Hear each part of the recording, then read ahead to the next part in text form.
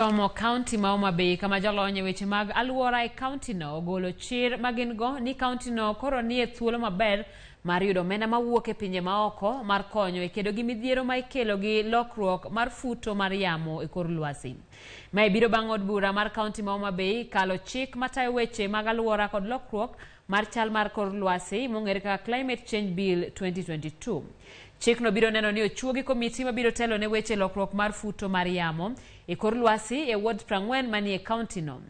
Jolony go koni kalo chik no bende dhi konyo e tieko midhiero ma ikelo gi lokruok mar alwora mosebedo ka chando jopiny e county no.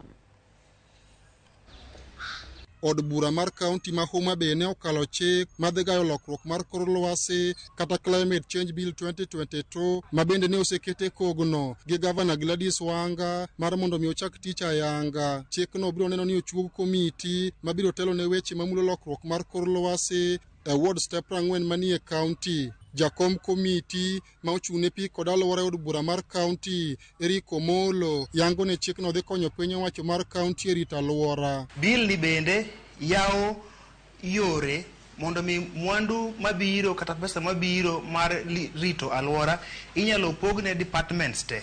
Nikech ing'eyo kata kiloso barabara nyaka ing'i ni barabara miloso ni beno dhi ketho alwora wa. Kata yore mag health, mag osuptal, mag thieth. Bende nitiere samoro bibro gitimore mag nyalo ketho yore mag alwora. Koro bill ni gimomiyo kele kani mondo mi oyaw thuolo mondo mi pesa mabiro kata minyalo yud manyalo loso arita mar lwasi odhi e departments te mag telo mag county.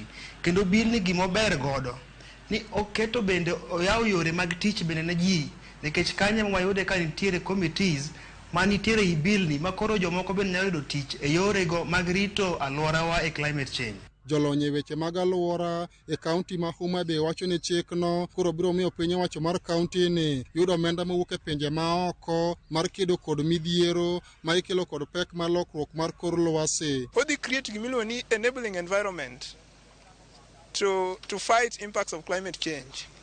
In terms of gimoro amora mwabotimo, chik ni dhi konyo county government source for funds.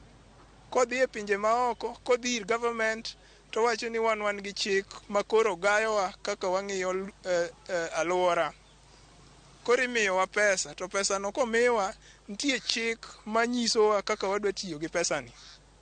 Koro miyo kalo climate change, bedo gi Climate Change Act ni okonyowa kabisa kaka jo county ma Homa Bay. Nikech koro sani wadhi bedo piny to wa identify gaps. Ang'o ma wadwa timo kwa fight climate change ni? Mar ariyo kendo wachakwa kwayo county government eni mondo wachakwa kal climate change regulation fund regulation.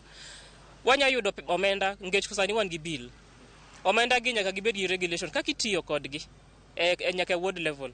Koro wagoyo kamano ne Honorable Gladys Wanga kuom sent to the bill kendo wagoyo kamano ne Homa Bay CSOs network kuom konyo moloyo gi migepe te ma timo gige climate change. Ka jodolo e county ma Homa Bay bende jiwo wach pith mar yien kaka yor konyo e rito alwora ka chenro mar pith yien jodolo go eko ne ochako e tesendo bila ma Kindu Bay. Wapidh yien Kindu Bay Police Station mondo wang'is piny ngima mondo ji opidh yien mondo mi oro ma ji neno e piny ngima ni olal.